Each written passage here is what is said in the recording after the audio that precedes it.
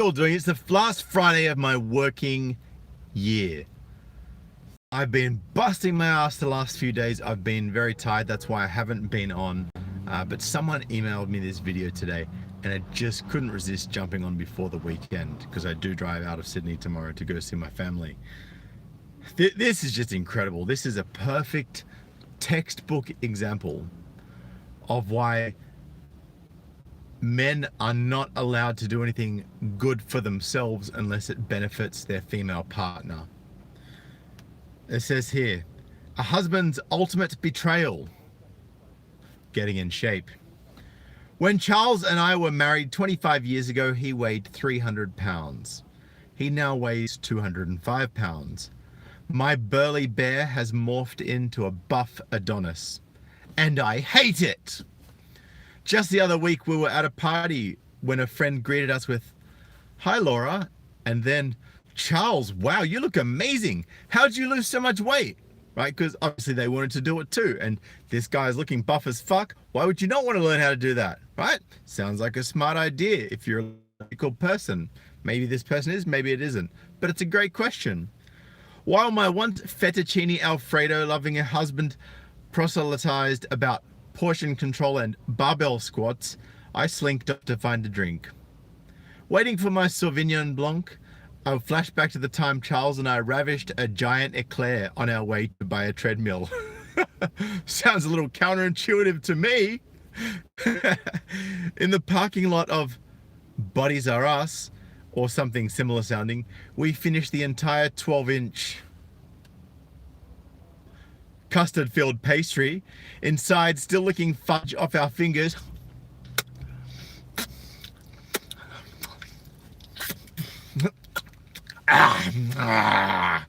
Yummy eclair. A Hulk Hogan lookalike approached, eyed us up and down and asked, "So, what are your goals for a treadmill?" Now, to be honest,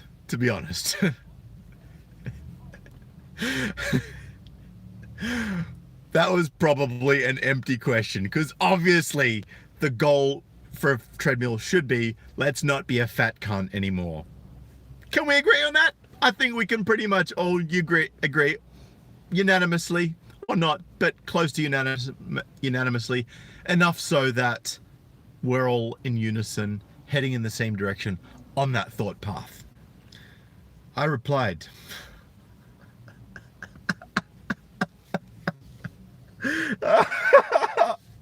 "Oh, for fuck's sake. I should have read this article first so that I could be ready for this shit." I replied, "Do you have a napkin I can use to wipe my hands?" Which sent Charles and me into hysterics. I yearn for those days. Charles and I met on a blind date. He was 6'1", with big blue eyes, salt and pepper hair. Like, I'm guessing he actually had salt and pepper in his hair from being in a food fight or something like that. Salt and pepper hair and an easy laugh. More importantly, he was fat. Fatter than me. He was still stitching my ego together from a recent divorce. Well, gee, what a fucking surprise. And by the fact that you were still stitching your ego together from the divorce, it sounds like your ego got shattered. It sounds like he divorced you because you were a land whale and he wasn't sexually attracted to you anymore. Right? Let's continue. And at a size, wait for it, not 14, not 16, not 18, but size 20, I wanted a man whose girth would quell my insecurities. Now, guys, I know this sounds like I'm just ripping on women, but it's actually a very, very important point that I want to bring you at the end, so stick with me here. That night at dinner, we shared our pasts over fried calamari, garlic bread, and pasta. Before taking me home, he suggested a stop at a Baskin Robbins for chocolate mint ice cream. It was love at, wait for it, first bite.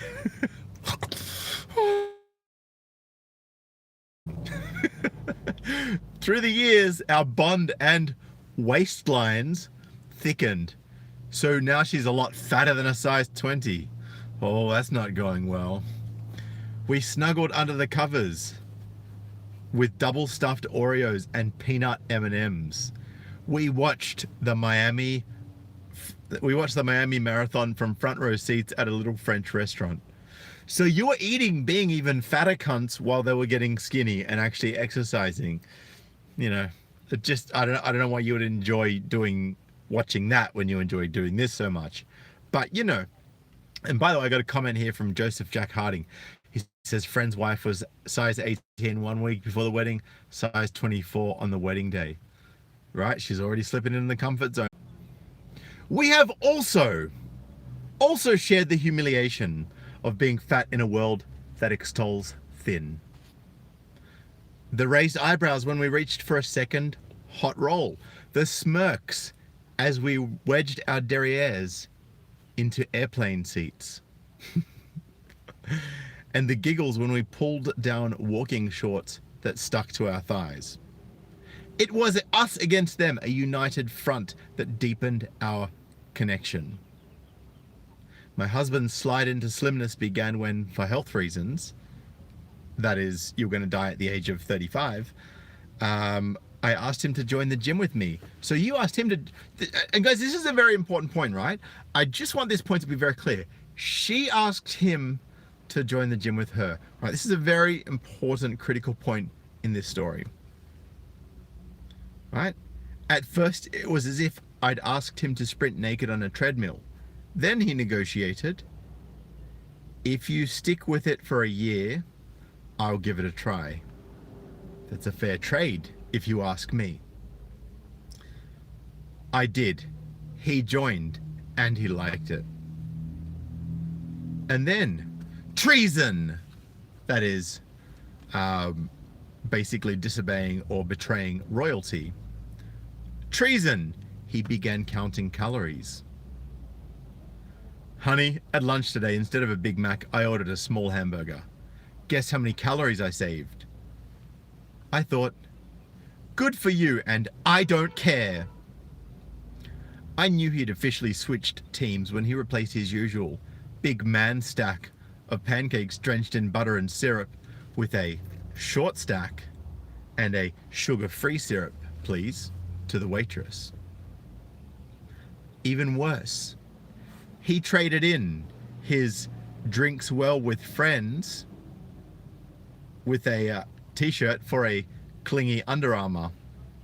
Probably looks a lot better on him then, you know what I mean? And Alex here says, yeah, I had to break up with my ex because she started getting fat and I started getting fit. I had to leave because I knew she would resent me when she would lose weight. That's exactly where this story is going, Alex. So stick with me, dude. Appreciate that comment, by the way. Yes, it is affecting me. Last night at dinner, our waiter said, how about dessert? Which waiters do, because that's part of their job, to ask if people would like dessert, because that's how you make money from the add-ons, right? Anyone in sales knows this. Before I had a chance to respond, because of course she was going to respond with, yes, please.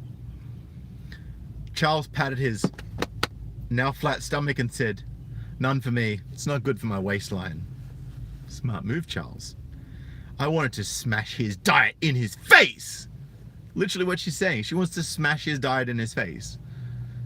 So she's actually feeling aggressive and violent towards him just because he doesn't want to have dessert and she does, because she's a fat cunt and he isn't. Not only has he crossed over to the svelte team, he's become the captain, and good for him. I fight my monsters. Now that Charles is in shape, will I have to work towards a matching flat stomach, cellulite-free thighs, and perky breasts?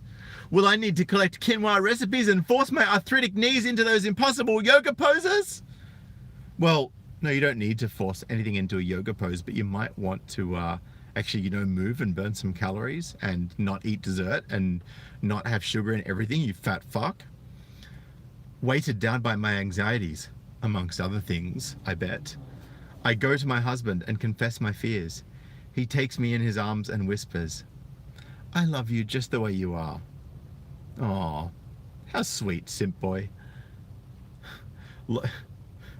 The article of this is quite amusing. The article here says, Laura Black is a freelance writer and the author of Big Butts, Fat Thighs, and Other Secrets to Success.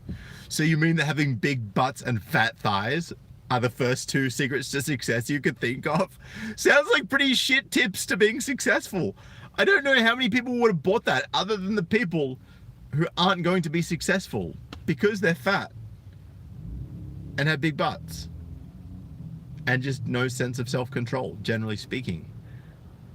And I know that there's some people out there watching this right now that are fat and have big butts and are like, oh, hey, don't shame me.